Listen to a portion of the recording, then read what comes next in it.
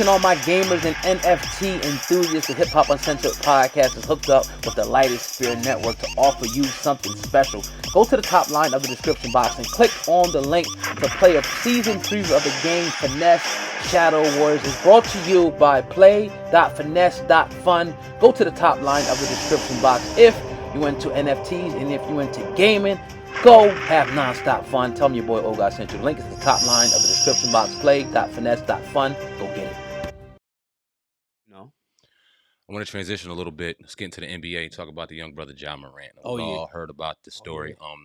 I think today we got a little bit of good news. I forgot what state it is, but they're not going to prosecute him. No charges are being pressed. Colorado. Yeah. Outstanding. So he's going on that level, but he's still getting tore up. You know what I mean? From the media perspective. Now, everybody listen, I was hoping y'all asked me about this shit. Come on, man. Everybody that's mad at Ja Morant, number one, shut the fuck up. Word. That's number one.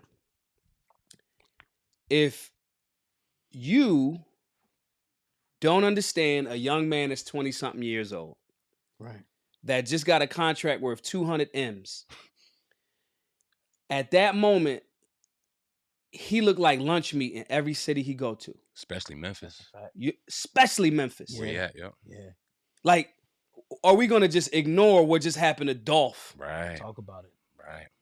So this argument that like, oh, he's trying to be a thug, as if gun ownership is synonymous with thug.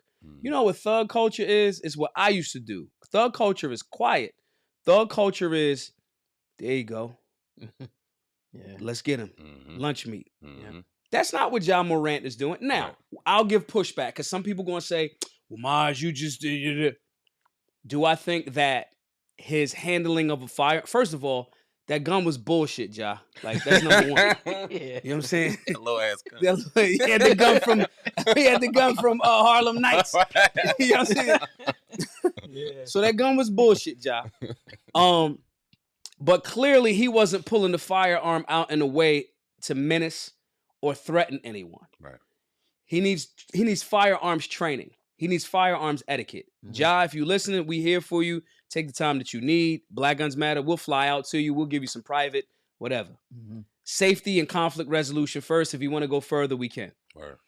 So that's that. I'm gonna be critical of him there. But nobody had nothing to say, right?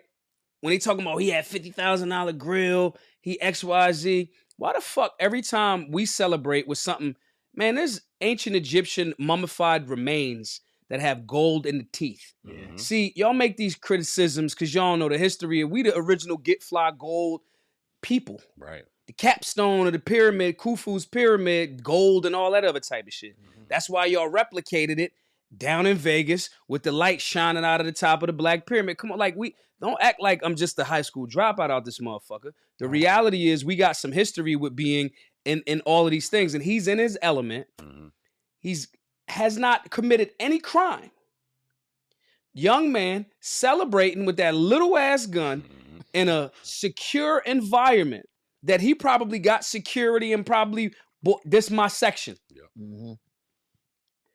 But y'all didn't have none of that to say until he pulled out what? A firearm. Now the conversation, Shannon Sharp, oh, he's got to get some help. Why? Because he's an American exercising his Second Amendment right to defend himself while he has a target on his back. You might not like how he celebrates, but so all of this argument, that he wasn't raised that way. So which one is it? If you can only be a so-called thug if you was raised that way, right? And you calling it a thug when he's out here celebrating.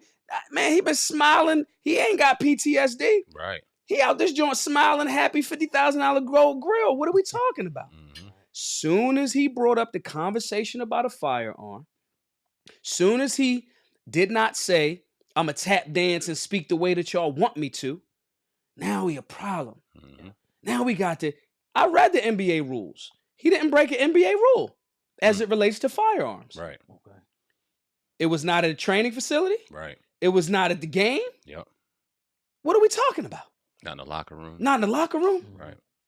The reality is corporate America has a problem with young men with firearms. It's the same reason why they don't want me on the Breakfast Club. I'm going to influence you.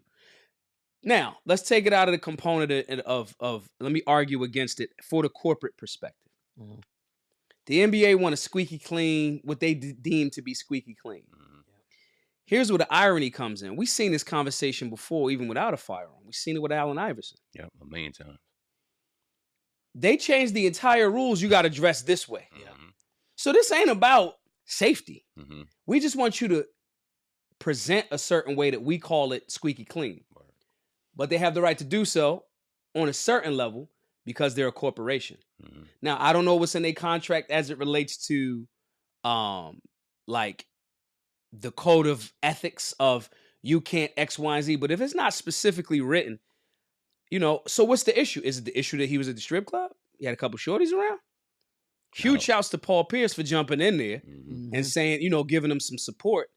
But the reality is this is kind of like a railroading.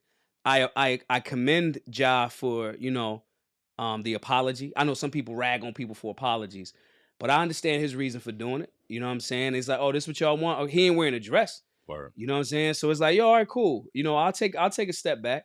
I support him and make sure in saying that you ain't have to apologize, but I understand the tactical move. Word. You know, but this is just an example of them trying to make it seem as if gun ownership, especially by young black men, with damn near worth $250 million, 24, 25 years old.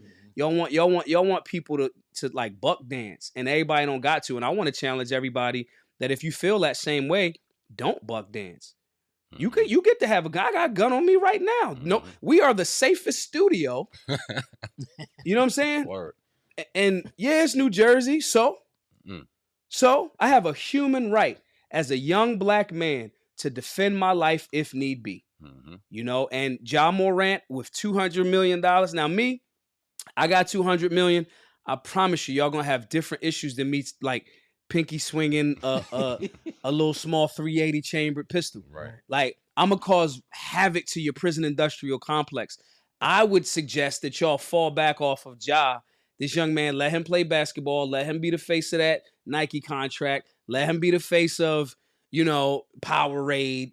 Let him, because otherwise we don't really want to peel back the onion on this racism thing. No. We don't really want to peel back the onion on NBA. Y'all should be real quiet because how many owners y'all got this African American? Maybe one. Jordan. Mike, you got to be Yeah. fucking Michael Jordan, the Jordan. best basketball player ever to be an owner of a fucking NBA team. Yeah. So, like, y'all should just keep your head down, sweep this one under the rug. No one was hurt, you know. Let that man have his ability to defend himself.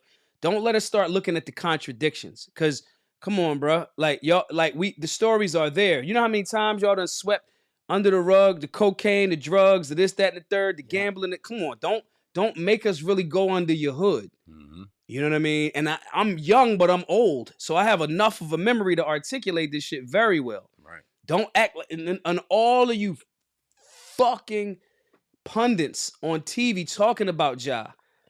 Charles Barkley, don't say a fucking thing. You threw a man out of a fucking window. Right. You spit on a fucking, like, in the NBA game. Like, don't miss us with that. Like, that's like old hip hop heads dissing the young boys. Now, I might say, yo, their clothing is weird as shit. You know what I'm saying? Yeah, but yo, that's y'all. I Right. can't even really rag on their gear too much because I look at the Isley brothers. Mhm. These motherfuckers had on onesies. Mhm. You know, so like everybody gotta like step back. This is his human right to defend himself. I don't go to strip clubs. It's not my thing, but he do. It's a lot of thick shorties in there. That's his thing. Mhm. I would challenge him to question how he gonna be spending that bread though.